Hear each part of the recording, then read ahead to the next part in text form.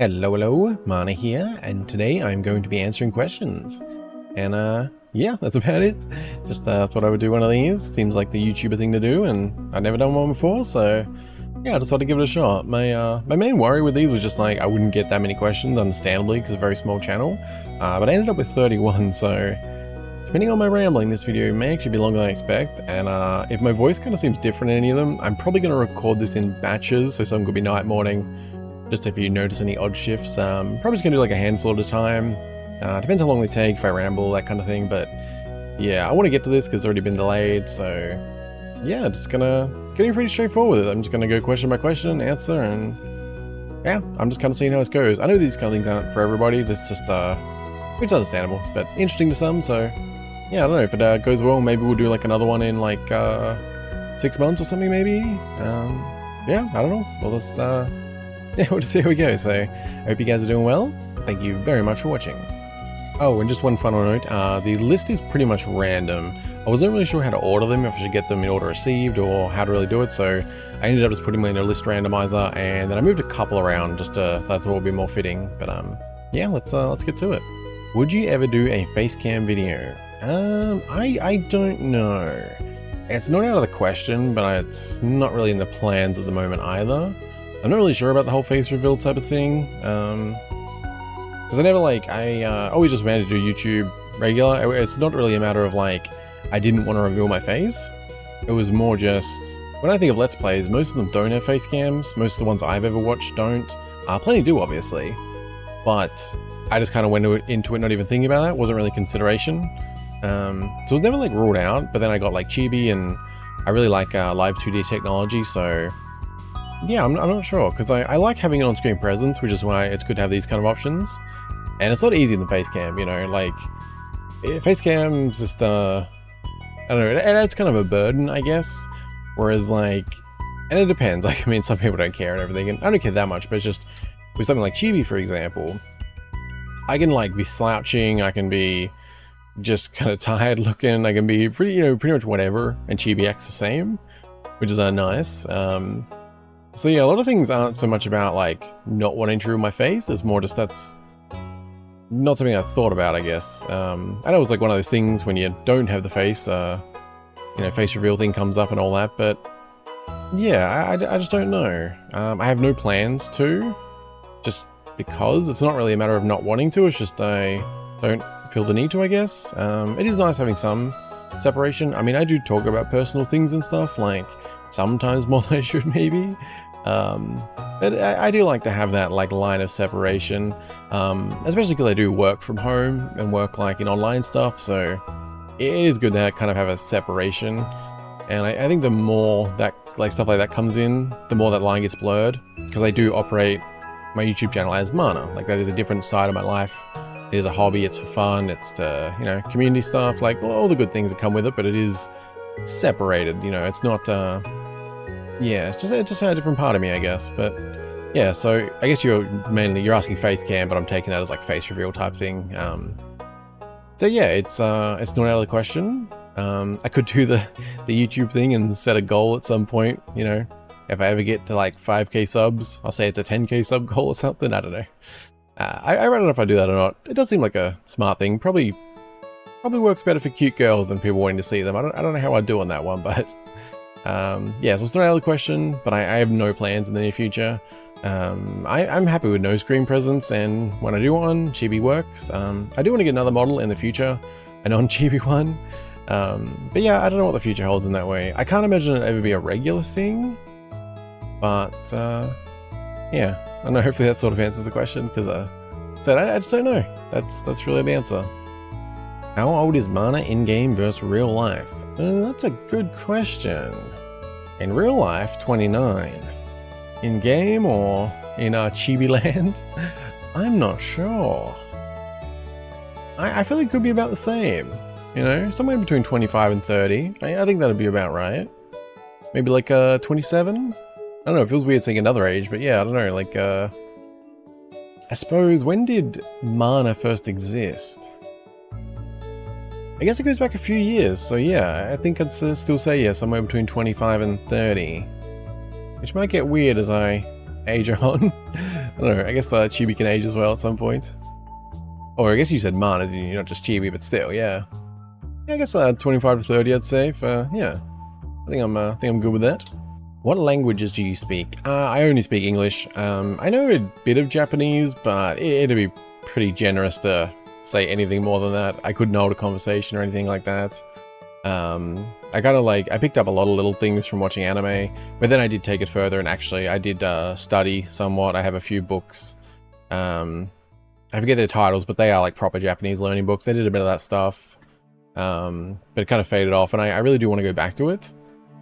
But yeah, it's just English for the moment, but hopefully in the near future, well, maybe a few years now, hopefully Japanese, because it opens up a lot of stuff, like old manga and especially visual novels and things like that. I'd really love to be able to read Japanese stuff, because the reality is that so many things just aren't getting it translated. Like, we're very lucky with like things like subtitles for anime. They're just like bam, like fan subs are available so quick, and all of it's like official as well these days. But yeah, there's really a lot of Japanese media that I just never would get to experience unless I actually read it. And that visual novels is probably the biggest one of those, because visual novels is just kind of this odd sort of, I mean, they're getting bigger here, but I don't think people realize, I mean, a lot of people wouldn't, I mean, how massive visual novels are in Japan. Like, it's yeah, it's just huge. There is so many. Yeah, so there's a lot of those I would love to read, and I mean, it would be cool to be able to actually read manga like in the native language and stuff too. Like, that'd be really cool. Especially like being able to potentially buy like physical volumes of Japanese manga. Because that'd be really cool, because while there's always usually an English translation available, it's not always an official one, and so like having that option to buy like physical manga and light novels and that kind of stuff like from Japan, that would be really cool. But it's not really a top priority for me now. It's something I really do want to do, but I definitely have to get in a better position where, like, you know, I'd want to be able to carve out like 2 hours a day or something like that, where I literally do just to sit down and properly study. But I'm just not in a position where I can really do that right now, but yeah, hopefully in the future. Are you a cat person or a dog person? I think if I'm pressed, I'd have to go cat person, but honestly, I really love animals. I love insects. I tend to just like living creatures, I guess. So yeah, I like cats and dogs, but I grew up with cats. I've always kind of had like a cat in my life, never had a dog or anything, so I think, especially like being, like my parents had a cat when I was born, for example, so like I had a cat, you know, as soon as I was born onwards, always been around and all that kind of stuff, so I think kind of naturally pushed me that way, so I would say cat person, but it's definitely not a big dividing line for me or anything. Yeah, I like dogs a lot, so yeah, cat person, but I love both, honestly. I like most mammals. Like, it's just so crazy, like how much, like, you always find those like videos of like someone who's raised like some odd mammal from birth, and they're so like, I don't know, they're just so much like a cat or dog, or like they have so much personality and clear like connection, whereas obviously a lot of mammals, they get to, you know, juvenile adulthood and stuff without really dealing with humans, so it's a completely different thing. But yeah, it's just crazy how much intelligence you can see in so many mammals when they've actually been with humans from birth. Like, so yeah, I honestly just love animals. Yeah. Would you rather be able to fly or be invisible? That's an interesting one. I mean, I guess there'd be a few factors to that, right? Because how fast can I fly? You know, are we talking Dragon Ball Z? Because that'd be pretty convenient, you know? Like, if we're talking that level of flight, like, I could fly anywhere I want all the time, you know? Find a nice little cafe in Melbourne, just, you know, quick flight over to get lunch. Yeah, so I think it'd, yeah, definitely depend on how exactly these worked. Because if it was flying, but it was like, you know, run speed, for example, I think that'd be invisible, absolutely. Yeah, because if I could fly, that could also cause problems, right? Because if I was the only one who could do that, that's a lot more obvious. Whereas being invisible, you know, you can actually get away with that type of thing. I don't know what I would do if I was able to be invisible, because I feel like flying would have more utility. Whoops, hopefully I can edit that noise out. Just had a video finish rendering. But yeah, so I think I'd have to land on flying. Because, I mean, I said, there's kind of things to it that may make me change my mind. But I feel like in the life I lead, like, invisibility doesn't help that much, you know? Like, I feel like most of the things that you can do with invisibility are things you probably shouldn't be doing. Like seeing things you shouldn't see, or going places that are, like, illegal or something. So, there'd probably be some utility, but yeah, I think I'd go flying, especially if it's fast. And if it didn't, like, burn many calories, like, because flying, yeah, it'd be very convenient for getting around. Because, I mean, like, you know, if you can go, like, car speed even, right? Save money on car, petrol, yeah. Yeah. I don't know, my answer's probably very practical for this kind of question, but yeah, I think I'd go with flying. Have you ever felt uncomfortable while doing live streams? No, I wouldn't say I have, actually. There's probably been a few, there might have been some odd moments, I'm not really sure. Nothing comes to mind when I read the question though, so yeah, no, I think I'm pretty comfortable with it, because I guess, you know, I'm very small channel, you know, so I don't think there's much to really make me uncomfortable, because for me it just feels like I'm just kind of hanging out, I'm chatting, I'm playing games. It's very relaxed in general. I mean, there could be stressful games or something, like landing at the start of a new Stardew season, but in general, you know, it's just I'm playing games, I'm hanging out, I'm chatting, I'm rambling. Yeah, I mean, I'm sure there'll be things in the future if I continue, but I would say in general, my live streaming experience has always been, yeah, very comfortable and easy going, honestly. Even my first stream, I just kind of went at it. But yeah, I think it probably helped, obviously, starting with Let's Plays. If I just dove into streaming first, maybe that would have been a little bit different. But since I did Let's Plays for like hundreds of videos before I ever did a stream, I was already kind of used to the general flow of like talking and commentating and stuff, which I think probably made a big difference. Yeah, because I think going straight into streaming, that'd be a very different experience. I guess a lot of people do that, but yeah, being able to like do so many videos where like if you mess up, you can edit, you can redo things, and just kind of get your flow down by yourself, which I think definitely helps, because if you're starting live streaming, likely there's not going to be many people around. So being able to like keep up the commentary and stuff, I think that kind of makes it indirectly comfortable.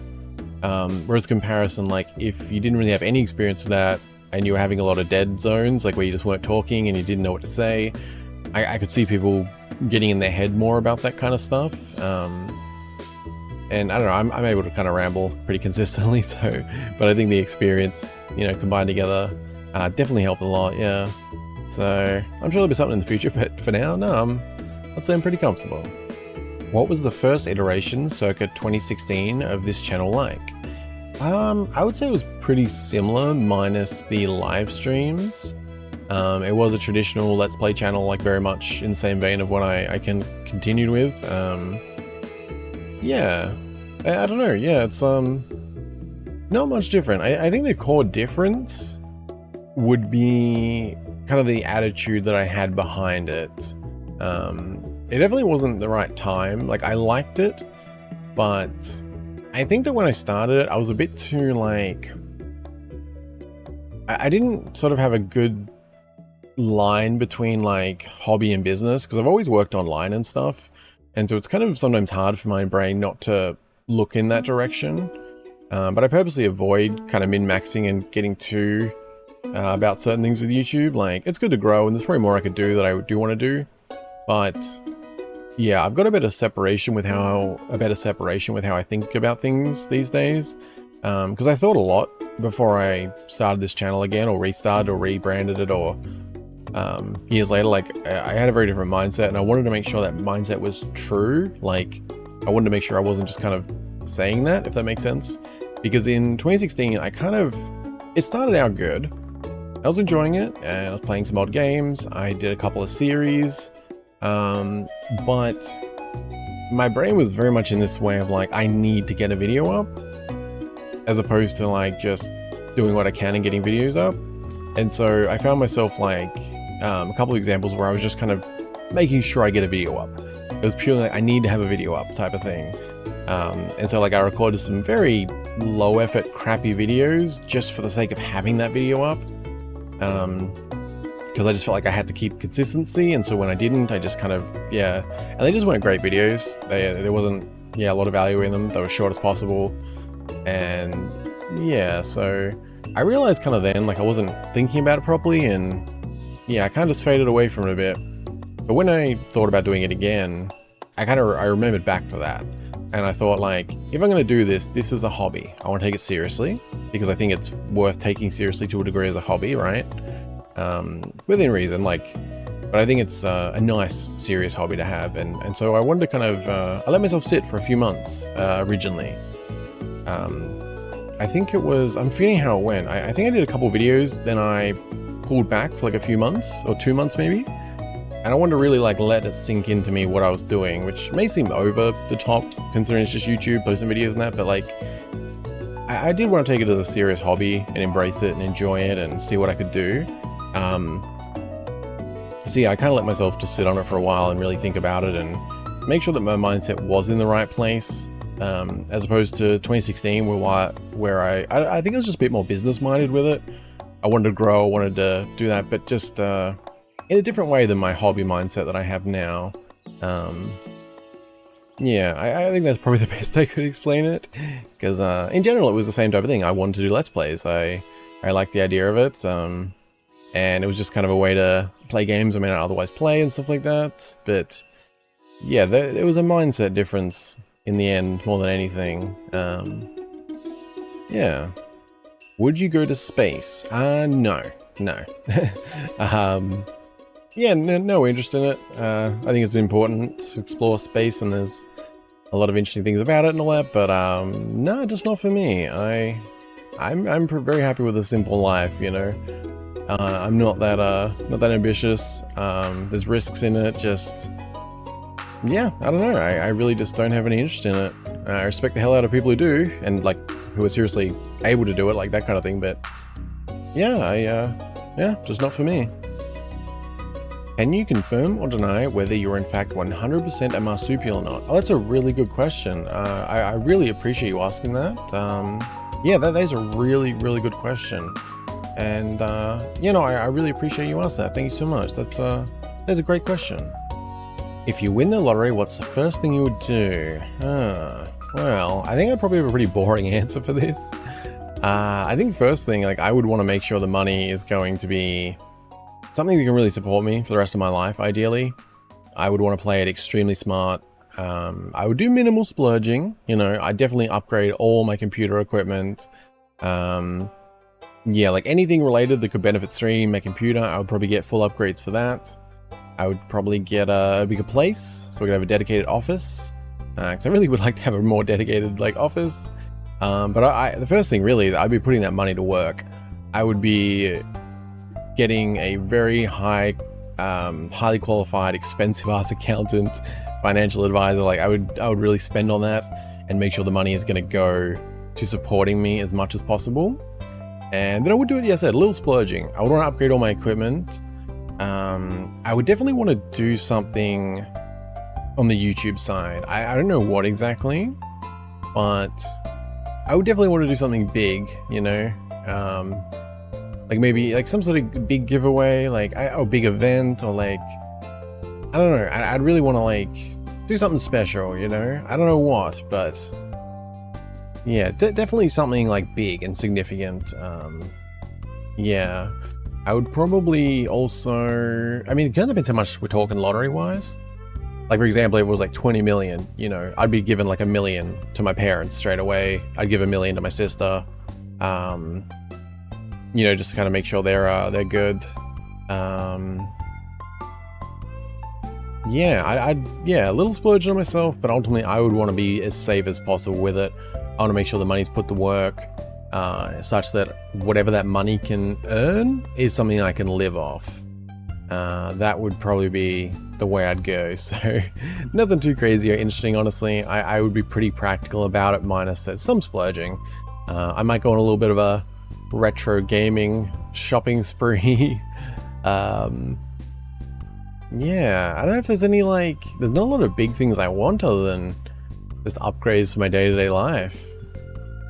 I don't know, I could invest some into YouTube and growing my channel just as a thing, you know, spend on advertising or something. I don't know how worth that'd be, but you know, because I you know, wouldn't change the fact that I really like doing YouTube. I want to grow my channel. That would give me, you know, put me in a position where I could do that financially if I really wanted to. Yeah, I don't know.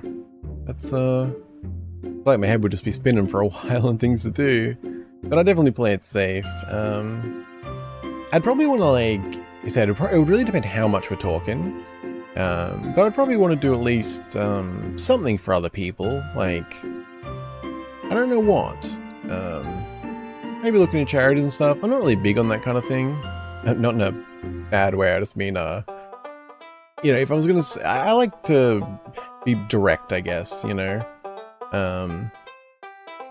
But yeah, I think I'd definitely do something for people in general, but I'd want it to be something that's worthwhile.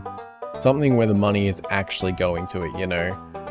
Like, I would much prefer to, like, you know, pay directly for like 100 people's surgery that they need or something, rather than putting it to a charity where 30% of it might actually go to people or something, you know. So, but it would mostly be selfish stuff, I think, beyond something for people, you know, million for sister, million for parents, and then yeah, playing it safe and making that money, ideally something I could live off for the rest of my life, you know, because I'd still be happy living pretty frugally if I could purely live off interest, for example, you know. I'd probably want to get like a nice house, but yeah, I'd be playing it pretty smart. Are you AI? That is another one. Like, that is such a good question. I'm so happy to have a community that would ask me like such good questions and really just make this a great experience. Like, I really appreciate it. I thank you for asking that, and it's just, that's a fantastic question. I really appreciate it. If you had to ride one animal into battle, which one? It depends on a few things. Rhinoceros definitely comes to mind, but I feel like I couldn't get away with that without it being dangerous for me. So if we go a little unrealistic in terms of like, I'm shielded from danger, I feel like a rhinoceros would be a solid choice, because they can be super aggressive towards other people. So that could work. I feel like elephant, maybe a little bit more realistic. They could be good. Keeps me up high, you know, gives me a high ground. Could be using like a bow and arrow, or if it's fantasy, magic, depending on what we're talking here. Yeah, I feel like elephant would be a pretty good choice. Yeah. Yeah, I feel like I'd have to go elephant. Yeah. Yeah. That'll do. Most treasured houseplant. That's a tough one. Oh, actually, no, probably not. I think that would be my cactus. I mean, I have a handful of cactuses, but one in particular, it's a very like typical, just kind of round cactus. I don't know the exact species, but I've had that one since I was a kid, like probably, yeah, 20 years now, I would say, and it's still doing really well. It kind of like felt like it stopped growing at one point for a long time, but then it kind of started again, and yeah, it's still really healthy in that, and it's yeah, it was kind of the first plant I ever had. I don't know if you call it a house plant, but I'm kind of taking that as a general ask about my plants, so yeah, I think I have to go with that cactus. That's kind of been, I mean, yeah, most of my life I've had it, so yeah, kind of holds significance in that way. Yeah, it's just I wish I knew the species. It's kind of a very normal round cactus. It's trying to be a good size comparison for it. Maybe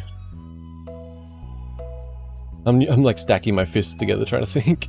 So maybe if I stack my fists together, it's like 2.5 of those tall maybe, and like 1.5 fists wide. I don't know, that's a weird measurement. I just yeah, can't really think of like anything specific, but it's not like crazy huge or anything, but it was really tiny when I got it, and said, yeah, it's been like a bit over 20 years, I think, since I had it. I don't remember exactly when I got it. I was between like 7 and 10. Yeah, it's still doing really well, and hopefully it'll continue to. Yeah. What is your idea of a perfect day? Perfect day. Well, I feel like my bar for that's probably pretty simple. Like, it's pretty low, honestly. I feel like for me, a perfect day is honestly just a day where there is not like a single thing on my mind, and I can purely focus and engage into something 100%, which is a rarity for me with a kind of a ruminating brain that I have. And yeah, because there's always like, if there's like a single thing that needs to be done in some way, it kind of just sits there for me. Like always, there's always something like, so I very rarely have a day where I truly feel like there is not a single thing I need to do today. I can just, you know, engage into something, you know, like, yeah, so it's a pretty low bar, I think. Yeah, just a day where I can wake up and there's not a single thought on my mind other than what's for breakfast. And then when I'm done there, the only single thought on my mind is, okay, what JRPG am I going to play? Or something like that, just pure, yeah, just nothing else going on.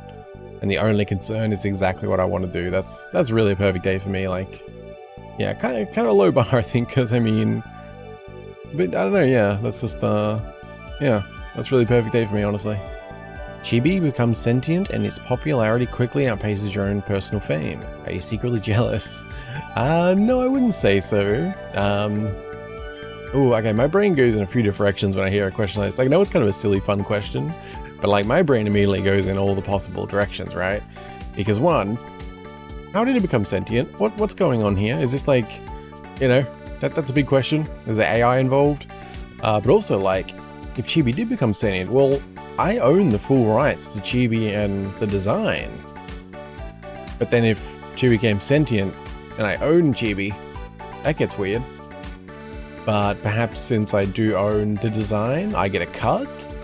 So that could be nice. Yeah, I guess it would, it gets pretty weird when you start thinking about being sentient though. If I get a cut, hey, I'm good. Because I mean, you know, outpace, I guess it will, I think the thing, because I guess outpacing my own personal fame, as it were, I guess I would only care if people that watch me stopped watching me and went to Chibi. That would kind of suck, you know. But in pure popularity, wouldn't bother me at all.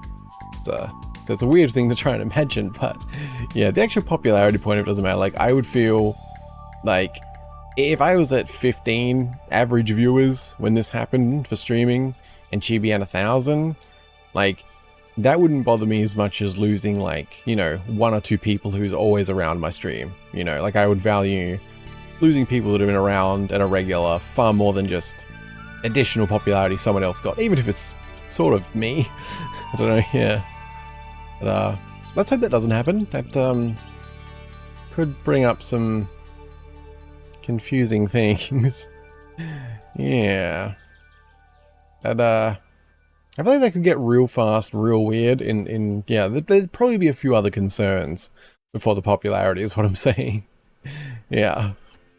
Would you ever consider doing things with your community outside of YouTube, e.g. game nights and that sort of thing? It's definitely not off the table, but I don't know. Like, I definitely wouldn't be against it, but I guess when I think of it, it's more like it could still be a YouTube thing. Because I mean, for example, if we're all gonna play, I don't know, like an FPS or something together, like I could still stream that. So yeah, I guess it's more like, I guess I can't think of many examples where it wouldn't also be okay to stream it. Like, yeah, I don't know. So I'm not against it, but I guess it's hard for me to say just because I can't really think of what exactly that would be. I feel like I would always be inclined to wanting to kind of stream it anyway. Yeah, I don't know. If there is like actual examples, like if anyone has suggestions, I'm open to hearing them. But yeah, I feel like I'd probably just want to stream, and it's mainly just because like time is kind of limited in a sense, like, and you know, if we did do that kind of thing, that would take up time that would normally be a stream. So yeah, it could probably depend on a few things, like how many people want to do it, because kind of like if I did stream it anyway, we could still do something together, but then the people not participating like also get to be involved indirectly. That kind of thing. Whereas like, you know, if it's going to be a night where I could stream, but then I'm doing something with 4 people, but I could be doing a stream with those 4 people and then 6 others were watching or something, it feels like that would always be better. So yeah, I'd probably have to hear suggestions and that kind of thing, but yeah, I'm definitely not against it, obviously. I just think, like, because I'm always feeling like time's kind of limited, and I put like most of my free time into YouTube these days, which I love.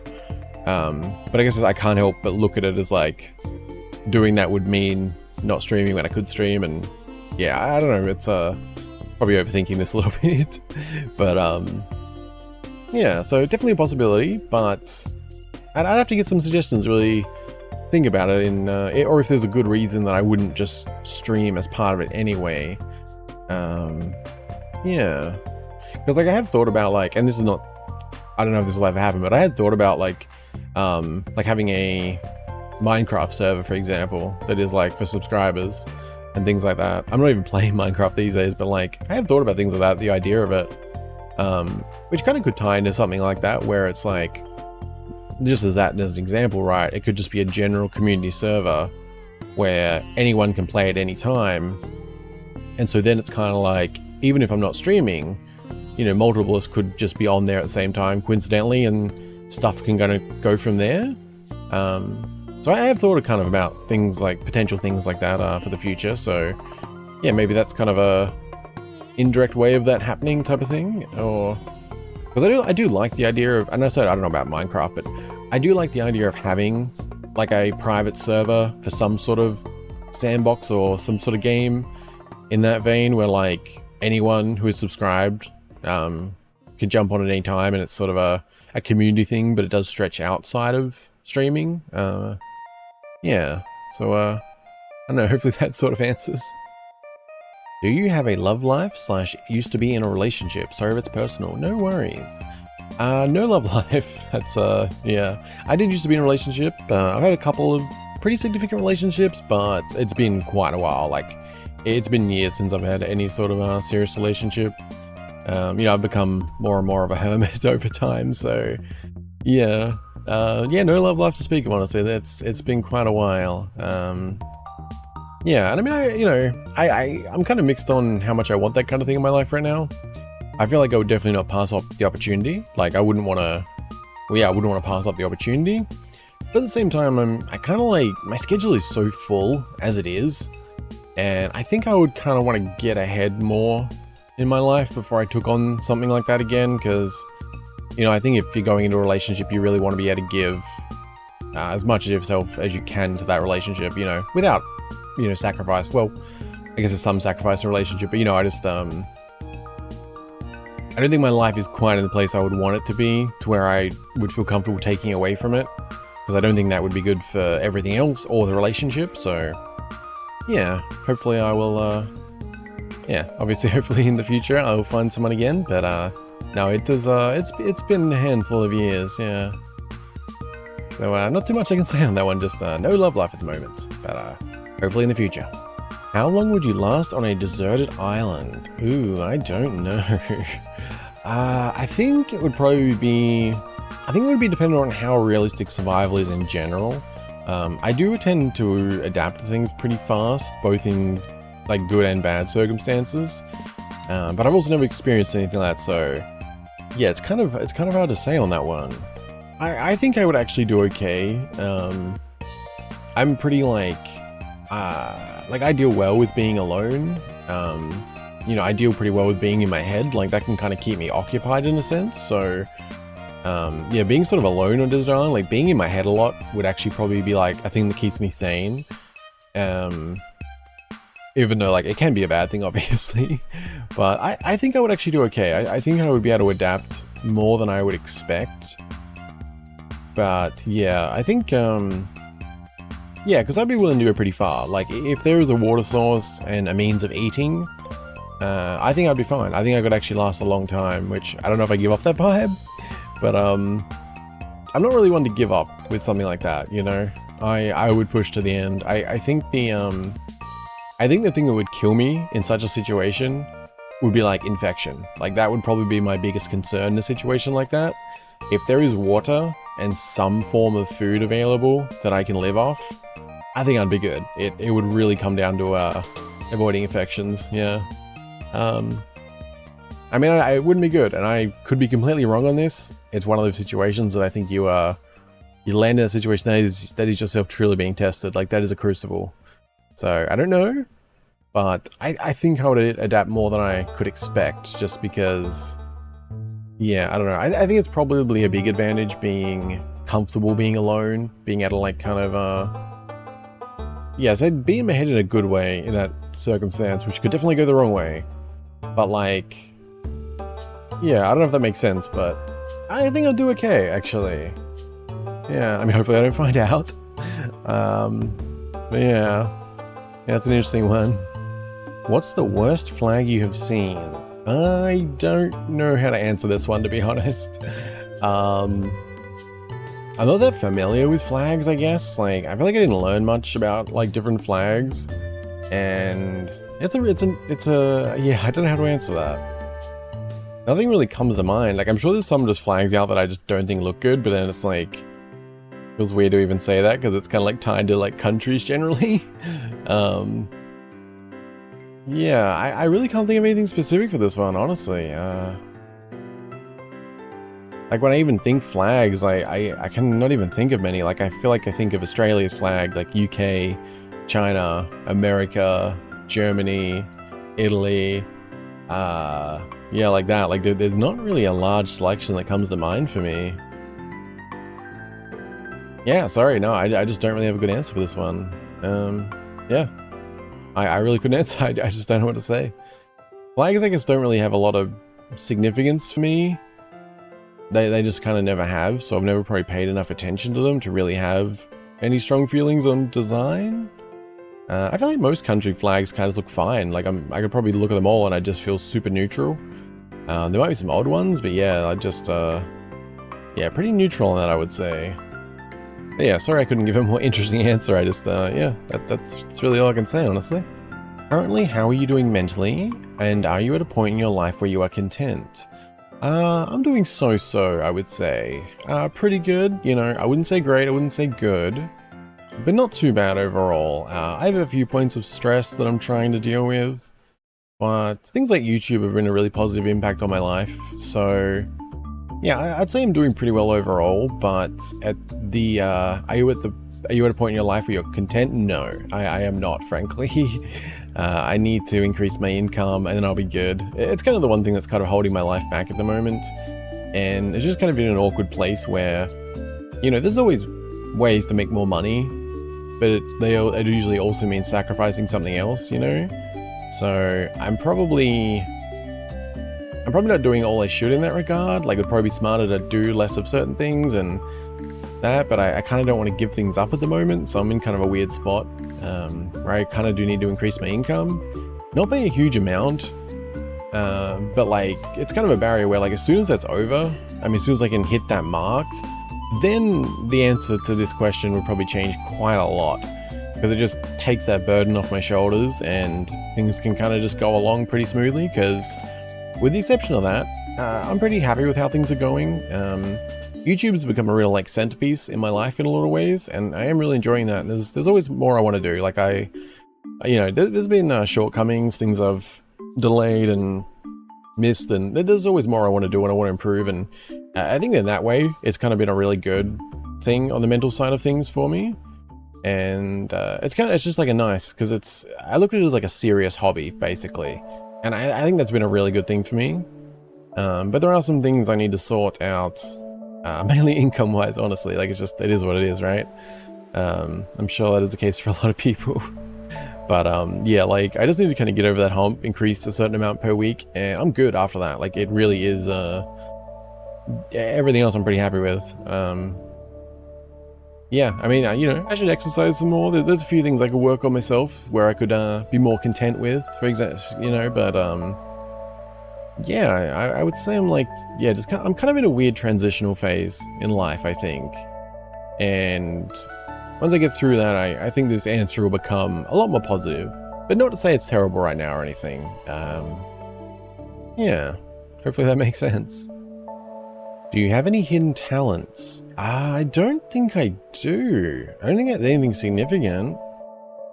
I mean, nothing that would kind of be a hidden talent.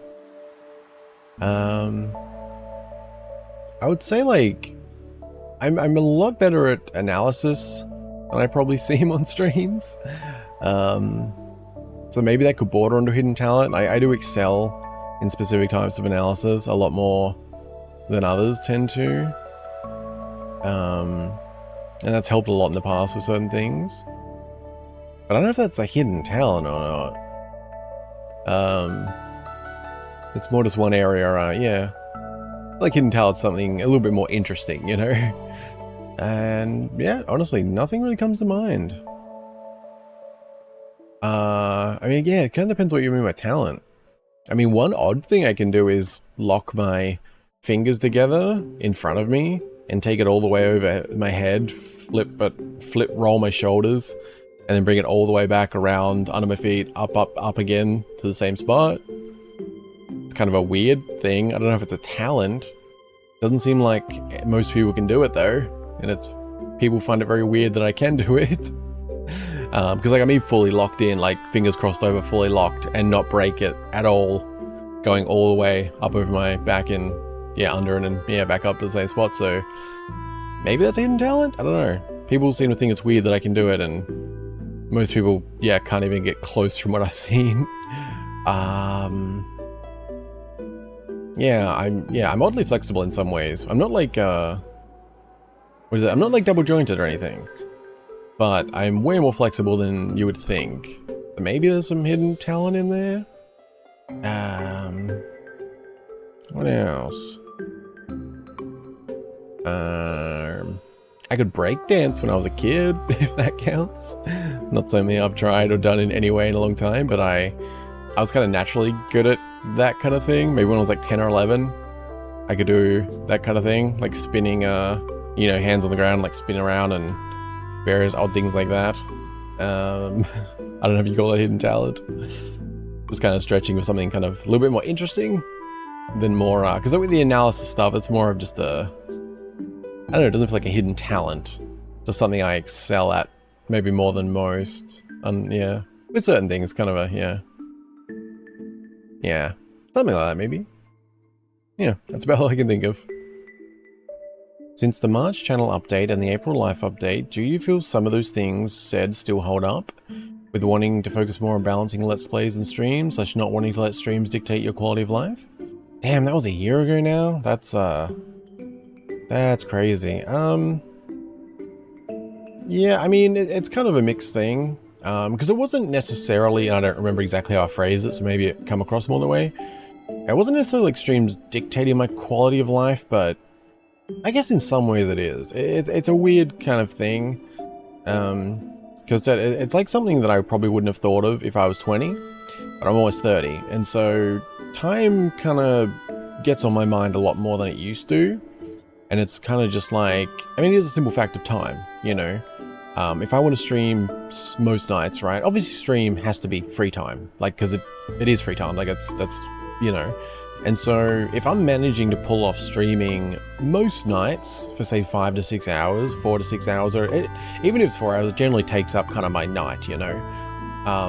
And so if I'm managing to pull that off every day, it's a simple fact that that is time I could have spent on other things.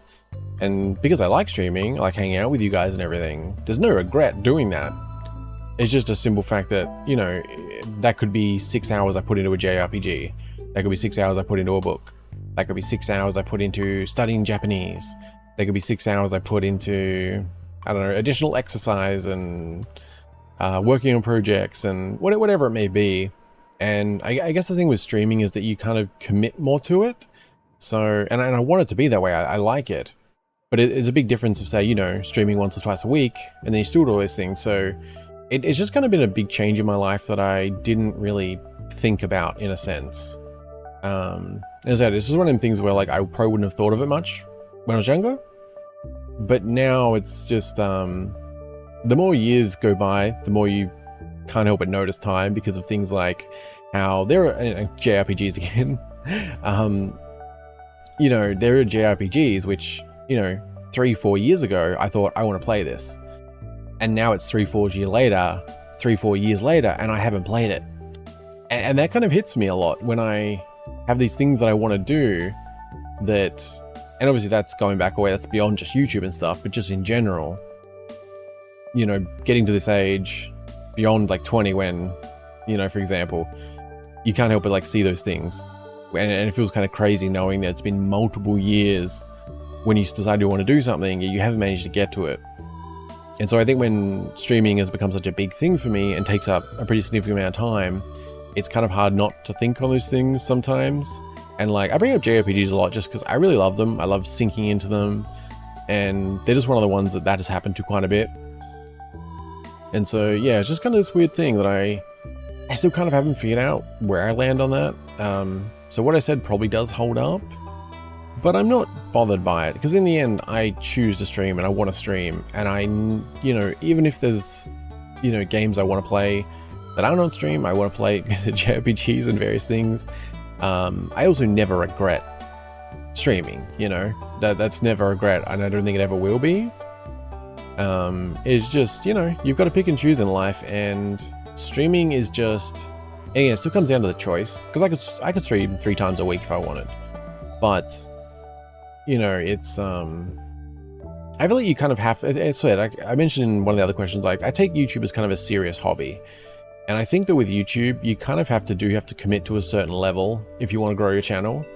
And again, it still comes down to choice, and it's a hobby and all that. But I guess with that, it's like part of YouTube is growing and you want to maintain people and that kind of thing. Like it is part of doing it. It's all well and good to just be doing it for fun, which I am. But it's like, I feel like it loses something if you play, say I was streaming twice a week and I'm just not building an audience from that. And I do that for multiple years. It just feels like that has taken something away. And so I feel like the commitment to it is important. If you actually want to do YouTube properly, you actually want to build an audience, you want to build a community, you kind of have to keep up as much as you can. But there's still this weird thing I said, because it's like, it is a hobby, it's all choice. But I feel like it's one of them hobbies that is satisfying to commit to. And if you are committing to it, you have to hit certain marks, you know? That's just the way it is, especially because it is so competitive. And yeah, I'm rambling and repeating myself a bit here. It's just, it's hard to really, yeah, I don't know. It's a weird thing because I'm also so aware of the fact that like, I probably wouldn't have thought about this at all 10 years ago because, you know, say when I'm 18, it's like high school wasn't long ago than that, but now it's like I'm nearly 30. And you do have those thoughts where it's like, holy shit, how have I not got around to playing this one game for the past 4 years? And since I'm streaming every night, well, most nights I'm trying to, I could be playing those games. I could be doing this and that, but then I want to stream and I never regret it. So yeah, I'm still figuring things out apparently, but I think the main takeaway, the main like thing is though that I said, I never regret going with the stream option. And that's kind of what's most important, I think. But yeah, I said, I could kind of go in circles on it because it's a weird thing because it's a hobby, but I feel like to make YouTube worthwhile, you do want to commit to it. Otherwise, you're kind of just putting so much time into something that won't grow. And even if you're enjoying that process without the growth, it's still, the growth is a part of it. You know, it's like, if I'm doing like a let's play, I want it to get viewed, I want to build subscribers, I want people to come back. And if you're not engaging in that part of YouTube, which does have some commitment to it, like it feels like, what's the point? Because you could just be playing the game anyway.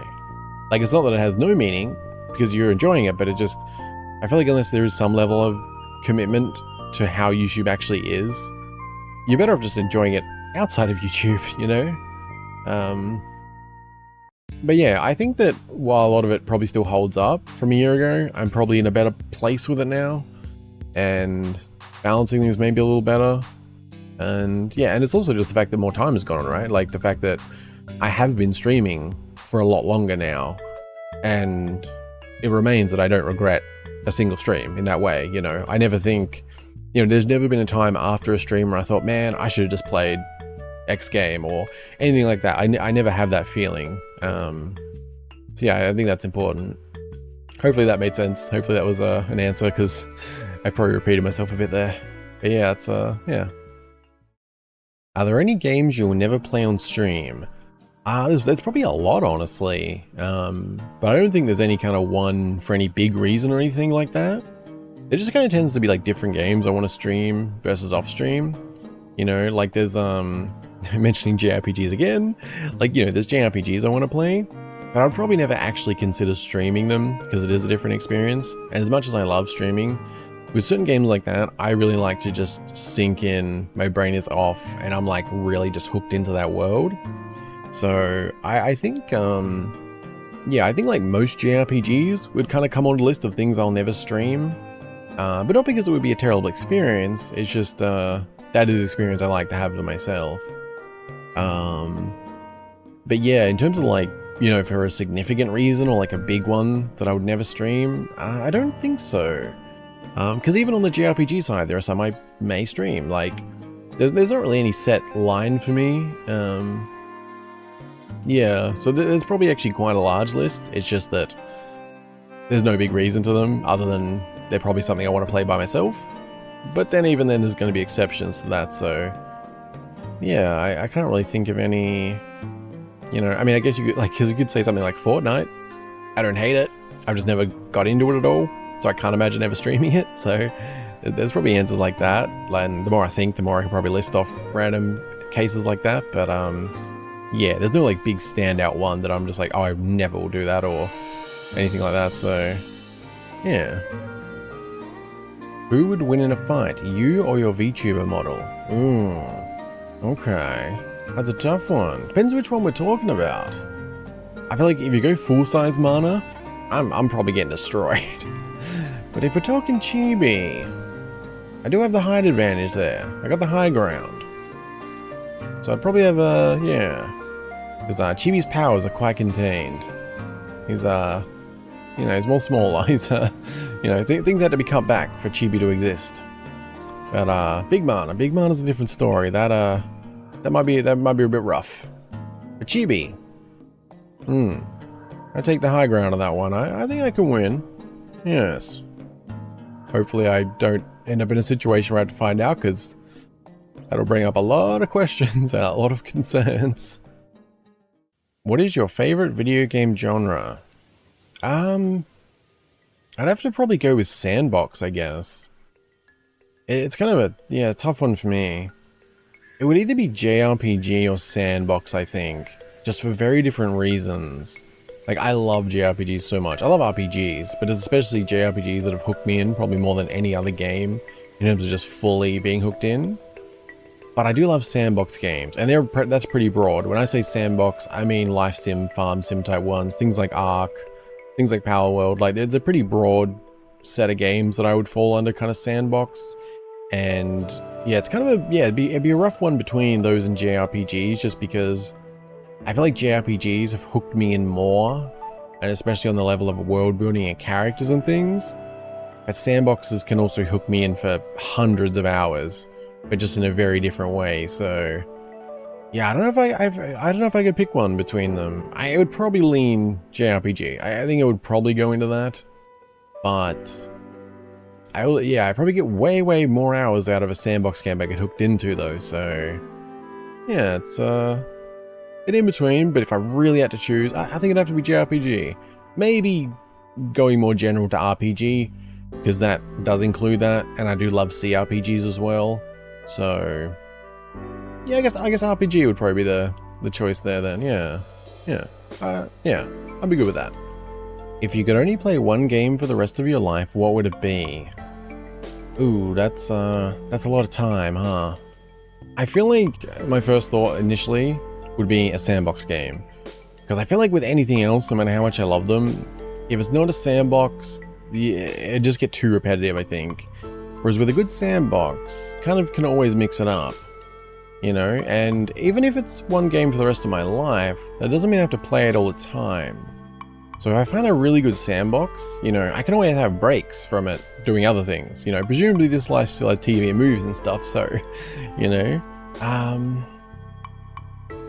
Yeah, I need something with a lot of meat on it, you know? Minecraft does come to mind, because I feel like there is so much I can do, but I mean, for a lifetime though, you still hit walls. Yeah, I feel like I'd have to go something like really, you know, the kind of thing that some people spend thousands of hours in. Yeah, I feel like maybe Minecraft or like RimWorld or Kenshi, Dwarf Fortress. I honestly don't know if I could pick. It'd be definitely in that range though. I think it would definitely have to be that kind of genre. Maybe a farm sim. You know, like a Stardew or something like that, maybe. But I think I'd probably still lean more towards something in the more Minecraft realm, something where it's like, you can kind of get a bit creative, I think, if you're limited. Because like Minecraft has mods and all these other things, and there's no restrictions there, it just says one game. Doesn't mean I can't mod it. So, you know, I could do challenge maps, I could do different starts, like Skyblock and that. I could play vanilla, I could play a big mod pack. I could play like, you know, more linear story maps that people have made. So, yeah, I think Minecraft would be the way to go. I think that would ultimately give me the most. And I could also play different worlds, right? Like I could have a modded save, I could have a vanilla save, I could have, you know, so I could be playing like 10 different saves and purposely play them in very different ways. I could program over time big redstone machines and stuff. I think Minecraft would have to be the way to go. Actually, I think I would still land on Minecraft, but what did just come to mind was an MMORPG. Permitting it's kind of, you know, set guaranteed that it's not going to go down within my lifetime. Something like RuneScape or Black Desert Online, that could have potential. Because that's something that's, you know, it would be on the condition that it is something that's not going to go down in my lifetime, and it is going to keep getting updates. Then I might go with an MMO. Because then you can you got the social aspect there as well.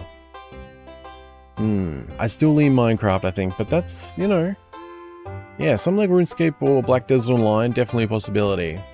I would also put World of Warcraft in there, but that would have been like 10 years ago when I would have said that. If we go back quite a few expansions, that may qualify, but otherwise, yeah. Yeah, I think Minecraft would be the go, but if there was a runner-up, it would probably be in a really big, expansive MMORPG. Yeah. Yeah, I could live with that. What makes you want to start a YouTube channel, and what motivates you to keep going and continue to stream?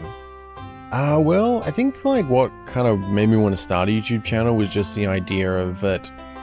At that point in my life, I was doing pretty well with certain things, but it kind of felt like outside of work, everything was very. I mean, everything was kind of ephemeral. You know, I would play a game, start to finish, it's over. Movies, TV, books, like everything was kind of just, it were these short-lived experiences and nothing kind of carried over.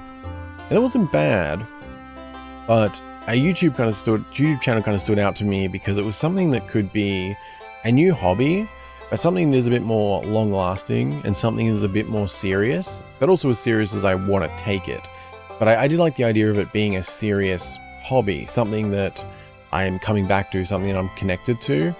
And it kind of just directly tied in with me being a gamer in general, but in like such a way that would kind of like push me to play games that I wouldn't otherwise play. And that has really been the case since. I've definitely found that there's a lot of games and I've had like really good experiences with, but I just wouldn't have played them off camera. That especially applies for a lot of the horror stuff I've done, but also like some of the Let's Plays, some of the stream games. They've been really good experiences and I have liked them, but they have really set, like it's just been really good as a stream or as a Let's Play type of thing. And so I like the idea of that in general because I knew I would be trying out different games, I'd be playing short things, I'd be playing long things. And so, yeah, I just like that it was something that was going to be a little bit more permanent potentially for as long as I want to go with it.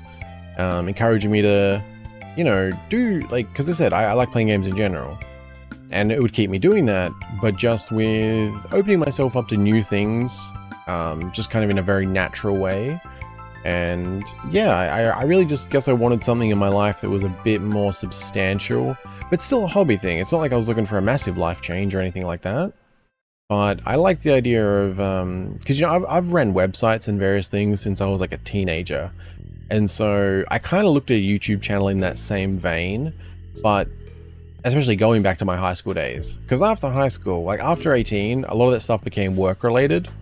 But when I was like 14, 15, it was pure hobby. I purely built websites for the fun of it. I ran several forums and things like that, and I just did it for the fun of it. And so a YouTube channel kind of appealed like that to me, but said going back to those days rather than more the business days that followed. And so I liked it in that way. It was like a serious hobby, and it was that same vein as building a YouTube channel. I mean, building a website, but I would be building a YouTube channel. And to do that, I would be playing games, you know, but also learning a few things along the way, like how to use an editing software, getting more comfortable with Photoshop, and just a new experience while also being directly tied to things that I already enjoy. As for what motivates me to continue streaming, it really ties all back to that, plus enjoyment, you know, like I enjoy it. That's really all the motivation I have. There is sort of a motivation to build the channel that probably keeps me trying to do as much as I can, but ultimately I enjoy every stream, and it still applies now where I'm still playing new games that I wouldn't otherwise play. Like recently with Stardew Valley. I may have got around to that at some point, but it also kind of passed me by. Plenty of other games I want to play, but now into it with streaming, and I'm really enjoying it, and I imagine I'm going to get many, many more hours out of it, and it's a good experience while streaming and hanging out, and yeah, so that kind of just keeps me coming back. And yeah, I think I've done streaming long enough now that, you know, I said in another answer here, like I never regret the stream. I'm always glad I did it, always have a good time hanging out. And yeah, I guess I'm just kind of at a point where I don't need that much motivation, because it's just like hanging out and it's playing games and chatting, and that's just a positive experience. Yeah. Hopefully that answered. Probably a little rambly as expected with this, but yeah. I'm not making any assumption, but this question is just me being curious. What is your sexuality? Are you fully straight, or do you have any other experience or maybe exploring your sexuality? I'd say I'm pretty well straight. Yeah, I mean, I kind of like, in life for me, I don't really use labels much. I've never felt the need to. It does seem to be a very human thing, but I've just never really clicked to that. I just don't care for it at all. But if I am going that way, I guess I would just be, yeah, straight, I would say. But at the same time, like, I'm pretty much open to anything in life, and that's probably like part of why I don't use labels for like anything. I feel like well, it's sort of connected to that, but like, I've just never been one to really group things or label things, so I don't really think in those terms that much, but I understand most people do. But yeah, I definitely like women. I like women a lot. But I don't know, I was about to say, like, for me, like, I feel like there's always almost exceptions to everything in life. I haven't ran into an exception, but I'm not closed off to really anything. Like, whatever happens in life, if I meet someone of any, like, whoever, like, I'm not going to, like, deny anything because of setting myself in a box. But I mean, I'm nearly 30. I haven't run into any exceptions or anything, but life's weird, and I don't know what the future holds. But for now, I very much like women. Women are very fun. Lots of, yeah, like, it's just, I'm definitely attracted to feminine, I suppose, is more than anything. That's why, like, there could be an exception out there, but I've never ran into that exception. I've never, like, had that come up or anything. And so, yeah, big fan of women. Big fan. Yeah, so, you know, who knows what the future holds, but I'm pretty happy where I am, so yeah, but I just don't tend to box myself in with anything, because as I said, life's weird, you know, and you just don't know who you're gonna meet, you don't know what's gonna happen, you don't know how you're gonna feel, and so I don't know, like, it would be very fair to just stay straight, but I just, I said, like, I've never, like, thought in those terms. It's more like every person I've ever felt that way towards has been a woman, but it's like, that's just how it's been. Could that change? Maybe. Who knows? Like, I just, yeah, I don't know. Some things I look at weird, I guess. I think most people do tend to label and group and all that kind of stuff, but it's just, and I kind of have to do that because other people do it to a degree, but I've just never thought in those terms, so, but, yeah, big fan of women, thumbs up. Yeah, hopefully that makes sense, because, yeah, I don't know, just said, life's weird, you know, and I just find with anything, not just relating to, like, stuff like sexuality, just in general, I just don't close myself off to things. I think it's, I don't know. I feel like maybe I'm the odd one out with how I think about things in that way, but that's, yeah, hopefully that makes sense, because that's probably the best I can say. You know, life's weird, who knows? Women are great. Thank you. Yeah.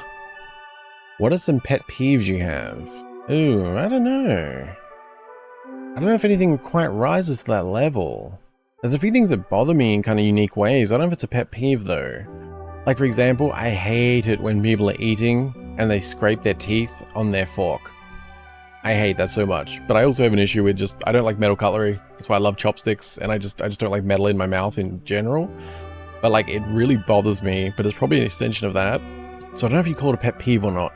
But like, I hate it when people like, you know, they're putting the fork in their mouth and they scrape their teeth along it to get the food off. Ugh. I hate that so much. That's awful.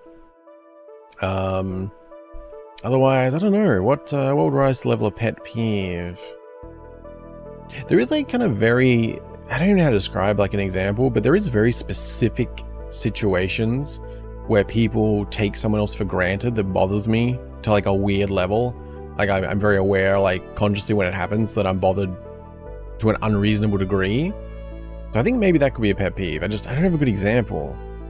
It tends to be like little things though. Like when people are not grateful for like, I don't know, it's when they take for granted, maybe like once something gets normalized and then they take for granted, when they take it for granted. I don't know, I wish I had a better example. It's just, there is an oddly specific way that I see happen sometimes, and it really bothers me. You know, like, I don't know, maybe like when a parent does something for their kid, but they've just gotten so used to it that they just don't show any gratitude or thank you or anything like that, and the parent clearly like feels that they haven't received that kind of thing, but they still do it. I don't know, I wish I had an actual scenario example to make sense of this, because it's very oddly specific things that when they happen I know it because I feel it, and it just really bothers me, and I have no idea why. I have dug deep on that before, but I can't pin back anything in myself for why that bothers me. But I do try to have gratitude because of that, I think, maybe.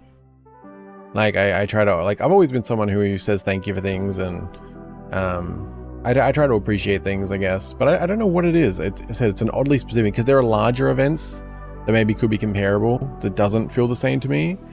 But there's this oddly specific way that really bothers me. And I think it is just some combination of, like, taking for granted through normalization. I don't know if that makes sense. I really cannot think of an example, but yeah, whatever that weird specific thing is, it definitely rises, I think, to pet peeve, because it's excessive. Yeah, I can't really think of much else, and hopefully that made some sense, because I don't know if it did, because it's very specific, and I can't think of an example. I'm horrible with examples. You find yourself one of a few local survivors in an underground nuclear bunker, where you must stay for 1 full year until the isotopes up top chill out. There is no electricity, batteries, gadgetry, or onions. Oh my god. How do you stay sane?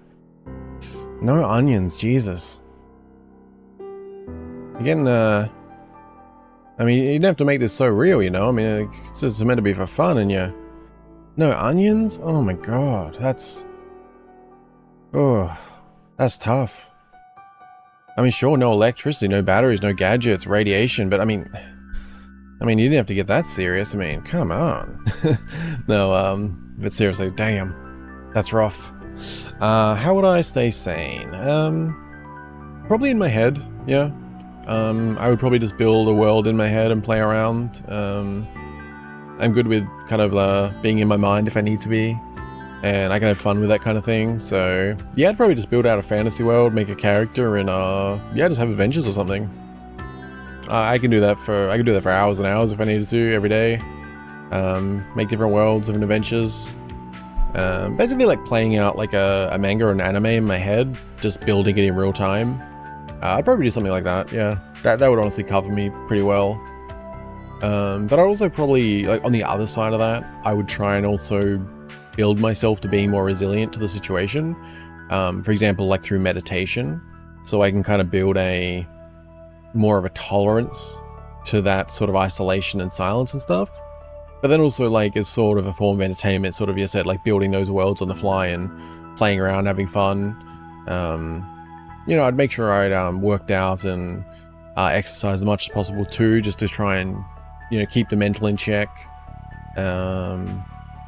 Yeah, I think probably things like that. If I had like some paper and a pencil, I'd probably do a lot of drawing, like art, try and improve some skills. Because yeah, it would kind of depend on what I actually had. But yeah, I think probably exercise and building worlds in my head would be the number one. But it would also, yeah, it would depend. If I just had pens and like paper, like I'd probably just draw a lot, for example. If there were books, I'd read a lot. But I'm thinking in terms of being, basically I've only got food and water to survive, then yeah, the focus would be meditation, exercise, and building things in my head, basically, yeah. What is your all-time favorite game? That's a tough one for me to answer. I'm really not good at answering questions like favorites. Like you ask me favorite music, favorite food, all these things, I just don't tend to have one. Yeah, this has always been a problem for me in a sense, and I don't know if it's an ADD thing or not. I think it's kind of related to that, but I've always had a bad habit of just basically sucking things dry when it comes to fun and connection and things like that. I find something, I will go to the extreme with it, and I'll just suck all the fun out of it till I don't care about it anymore. And that's definitely been a repeating pattern in my life, and just like a hyper focus on something that I found that I enjoy. And I think it does kind of connect to the ADD stuff a little bit, because it's kind of like that hyper fixation of like, you know, something that's hitting my dopamine levels basically, and so I get completely hooked into it until I'm not. So because of that, I've never really had favorites for a lot of things. It tends to be more like every month or every 3 months, maybe a year in the rare cases, I would have a favorite thing. But nothing has kind of stood the test of time to like an extreme degree, like to a normal degree where like people have like things like that. Like as I said, if you ask me my favorite food, I just don't have one. There's things I like at certain times. Sometimes I eat them too often, then I just don't care about them again, you know? Like there was one time, like this one particular, what was that? I think it was chicken and leek pie, something like that. And the first time I had it, I was like, oh my god, this is so good. And I ended up eating it like 10 times probably over like a couple weeks or so, like maybe a little bit longer, over a few weeks. And then like I just didn't really eat it again. It was like my new favorite thing to eat. It was so good, but I just had it too often to the point where it kind of ruined it, you know? It didn't taste bad, but all that sense of satisfaction I got from it was just gone. And I've generally done that with games. I think if I was gonna pick one, I could maybe go back to my childhood, to things that have stood the test of time the best. And Age of Empires 1 would kind of stand out in that way for me. Or Dungeon Keeper 2. I still love those games, but it would also feel weird for me to call it a favorite game, because I don't even remember the last time I played Age of Empires 1. That's kind of like the same with like music. You ask my favorite artist, well, at many times in my life, I think I could put that to Eminem. His music has meant a lot to me for a lot of my life, and I think it would be kind of fair to say favorite. But even now, right now, I don't remember the last time I even heard a song of his, you know? I probably haven't chosen to listen to him in, I mean, a couple years now, probably, at least. But it's probably stood the test of time the most, so if I'm thinking in those terms to be able to give a reasonable answer, it probably is something, yeah, like, yeah, Dungeon Keeper 2, Age of Empires 1, World of Warcraft before Cataclysm, RuneScape. As I said, like, I don't know, it just feels weird calling my favorite, because I have so much distance from some of these things, but those are probably the biggest impact on my life as individual games, and like over the longest period. Oh, Call of Duty 4 even, maybe. Some of my fondest gaming memories are Call of Duty 4, but I also haven't touched a Call of Duty game in ages. So yeah, I don't know, I'm just a weird person to ask about favorites, because yeah, I think that something with me is that my kind of emotional range is not very wide. I don't tend to hit extremes or lows. I think there is a term for this, but I think that's kind of why in some way. It does kind of connect back to other things. But I don't tend to like cherish things, for example. I don't tend to have strong connections to things. Or at least that when I do, my level of strong connection is just weaker than most people's. For lack of a better way to describe this, hopefully I'm making some sense. It's kind of weird. This has always been a thing for me. I've like, whenever I've asked like what is a favorite thing or something like that, I've just, in my brain just doesn't really come up with anything. And I can only really narrow it down, like with some of them examples I said, in kind of a logical way. It's not even emotional, and that's exactly what it should be for a favorite. But I can only kind of give a logical answer because of whatever reason, whatever way my brain brains. Yeah, so yeah, Age of Empires 1, Dungeon Keeper 2, Call of Duty Modern Warfare, World of Warcraft. Like these are probably the games that I have the, you know, so many hours and such good memories and fondness, but it still does feel weird to call them my favorite when some of these games I may not have touched in 10 years or something, you know? So yeah, it's probably not the most satisfying answer, but hopefully it's, I mean, it's the best I think I can do, honestly, so yeah. Okay, there we go. That is all 31 questions, I believe. I will double check to make sure I didn't miss any, but yeah, I think that's it for the question and answers. So thank you guys very much for watching. I really appreciate it. Thank you for submitting the questions. I really, really do appreciate that. I wasn't sure how many I'd get, so yeah, I didn't expect to get this many. Hopefully my answers were satisfying. Hopefully, yeah, I tried to answer the best I can. I feel like some things that I probably answer more seriously than they're intended, but that's kind of just more a reflection of how my mind is. So hopefully the answers were satisfying to you. Hopefully, if you asked a specific question, hopefully that was a satisfying answer. And just, yeah, I just really appreciate you guys hanging out. Well, sort of hanging out, I guess. I usually say that on a stream, but you know what I mean. I just appreciate you guys being here. I appreciate you watching. I really appreciate the questions. And yeah, I guess feedback appreciated, if you want to leave anything. And yeah, I mean, if this goes okay, maybe we'll do another one in like 6 months or something, you know? So if you think of any other questions, keep them in mind. Or you can actually, I mean, if you want to, you can send them to me and I can note them down for the future even. If you go to the original community post from this, you'll have the links there still, that marshmallow link if you want to send something anonymously. So you'll kind of just see. Yeah, it could be 3 months, could be 6 months. I really don't know, but I'm sure we can do another one in the future. So yeah, I just hope you guys enjoyed. I hope my answers were satisfying more than anything else. So yeah, yeah, thank you. Be well, enjoy the rest of your day, and yeah, I'll see you guys in something else soon. Bye bye.